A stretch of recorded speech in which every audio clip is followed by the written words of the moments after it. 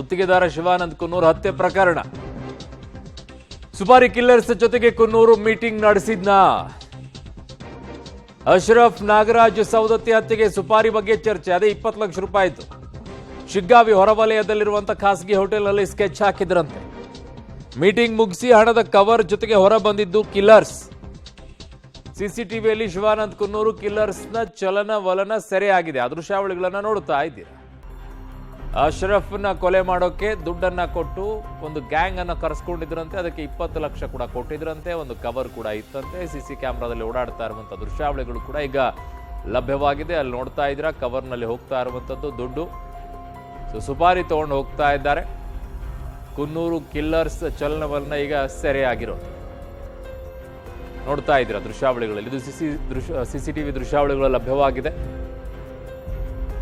ಅಶ್ರಫ್ನ ಕೊಲೆ ಮಾಡಕ್ಕೆ ಕರ್ಕೊಂಡು ಬಂದಿದ್ರಂತೆ. ಅದೆಲ್ಲವೂ ಕೂಡ ಮಾತನಾಡಿದ್ರು. ತದನಂತರ ಯಾವಾಗ ಹುಡ್ಕೊಂಡು ಬಂದ್ರು ಆವಾಗ್ಲೇನೆ ಇವರೇ ವಾಪಸ್ ಅವರನ್ನು ಹೊಡೆದು ಬಿಟ್ಟಿದ್ದಾರೆ. ಆರೋಪಿಗಳ ದೃಶ್ಯಾವಳಿಗಳು ನಿಮಗೆ ಲಭ್ಯವಾಗ್ತಾ ಇದೆ.